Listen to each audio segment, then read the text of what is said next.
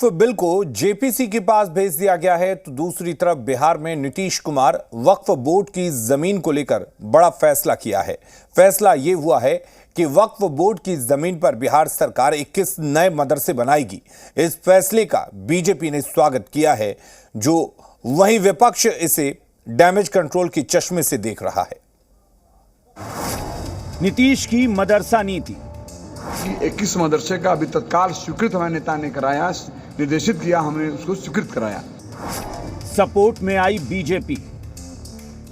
वक्फ board की संपत्तियां हैं, उसको अल्पसंख्यकों के, महिलाओं को, बच्चों को और गरीबों को उसका लाभ पहुंचे। क्या डैमेज कंट्रोल की रणनीति?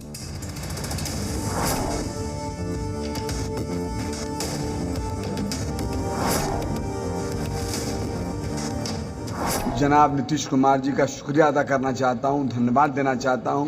और संघर्ष समाज के लिए बहुत बड़ी बड़ी कामें उन्होंने स्वीकृत कराने का काम किया, जमीन उतारने का काम किया। आप देखते होंगे हर जिले के अंदर आवासीय विद्यालय बन रहे हैं। मदरसा को आधुनिक, जो इस समय कंप्यूटर, लाइब्रेरी से लैस होकर मदरसा को सुदृढ़ कराया जा रहा है। वक्फ बिल जेपीसी के पास भेजे जाने के बाद नीतीश सरकार ने जो मदरसा नीति अपनाई, उसमें बीजेपी ने कोई नुक्स निकाले बिना मंजूर कर लिया। नीतीश के इस फैसले के पीछे बीजेपी को मोदी नीति नजर आ रही है। जो मोदी जी के नेतृत्व में एनडीए की सरकार है, उसका विचार यही है कि जो वक्फ बोर्ड की संपत्तियां हैं, उसको अल्पसंख्यकों के, महिलाओं को, बच्चों को और गरीबों को उसका लाभ पहुंचे। मुझको लगता है कि नीतीश जी जो निर्णय लिए होंगे वह इस विचार के आसपास ही होगा। अब नीतीश की ये मोदी नीति है या फिर वोट बैंक को साधने की रणनीति, ये तो जेडीयू ही बताएगी। लेकिन इस फैसले ने बिहार की सियासी रणनीति की दिशा बदल दी है। एससी एसटी अति पिछड़ों के लिए छात्रावास बन रहे हैं, लेकिन उस तेजी में अल्पसंख्यकों के लिए नहीं बन पा रहे थे क्योंकि ज़मीन की समस्याएं रहती थी।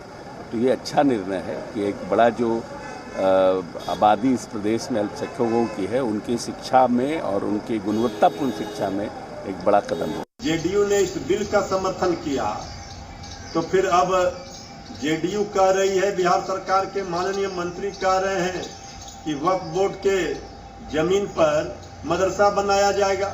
अरे मदरसा को तो बुलडोजर से तोड़ा जा रहा है।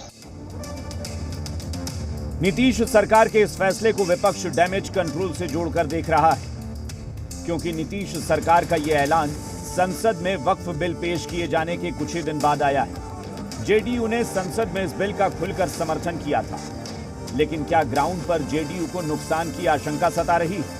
बड़ा सवाल है, क्योंकि नीतीश के इस फैसले को इसी से जोड़कर देखा जा रहा है।